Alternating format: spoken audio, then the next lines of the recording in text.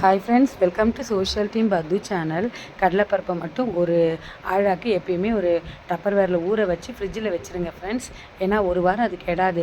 திடீர்னு ஒரு வடை தட்டணும், இல்லை ஒரு பருப்பு சுழி பண்ணணும், இல்லைனா ஒரு வடகரி பண்ணணும் அப்படின்னா கடலைப்பருப்பு ஊறுறதுக்கு டைம் எடுத்துக்கும். நம்ம ஊற வச்சுட்டோன்னா எப்போ வேணாலும் எடுத்து செய்யலாம். மிக்ஸி ஜாரில் இதை போட்டுக்கோங்க. இது கூட இஞ்சி, பூண்டு, அதுக்கப்புறம் கொஞ்சம் வெங்காயம், பச்சை மிளகா, சோம்பு, கருவேப்பிலை இதெல்லாம் போட்டு குறைன்னு அரைச்சி கொஞ்சமாக உப்பு போட்டு தோசைக்கல்லில் இந்த மாதிரி ஃப்ரண்ட் அண்ட் பேக் வேக வச்சுக்கோங்க. கொஞ்சம் எண்ணெய் விட்டு வேக வச்சுக்கோங்க. அவ்வளோதான் ஃப்ரெண்ட்ஸ். இது ஆறின உடனே உதுத்துட்டிங்கன்னா சூப்பரான ஒரு கடலைப்பருப்பு மசாலா ரெடி. இதை நம்ம இப்போ பருப்பு சுழி பண்ணலாம், இல்லை காலையில் இட்லி தோசைக்கு வடகரியாக செஞ்சுக்கலாம்.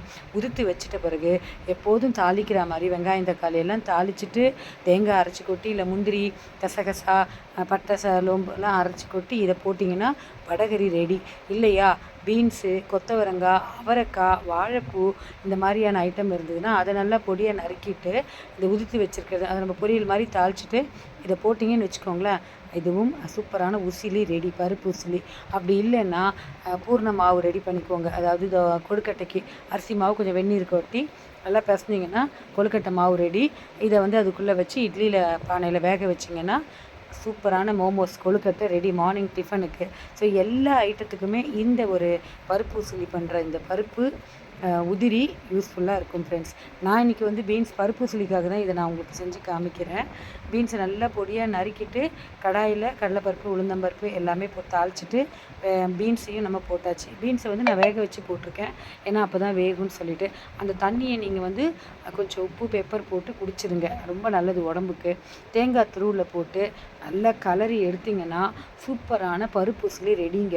இது அப்படியே வெறுமையை கூட சாப்பிட்லாம். தொட்டுக்க தான் சாப்பிட்ணுன்னு அவசியம் இல்லை.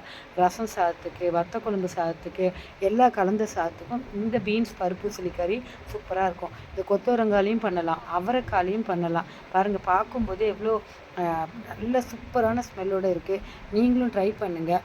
உங்களுக்கு இந்த மாதிரி பண்ணுறது ரொம்ப ஈஸியாக இல்லையான்னு கமெண்ட் பாக்ஸில் சொல்லுங்கள். மறக்காமல் சோஷியல் டீம் பது சேனலை லைக் பண்ணி, ஷேர் பண்ணி, கமெண்ட் பண்ணுங்கள் ஃப்ரெண்ட்ஸ்.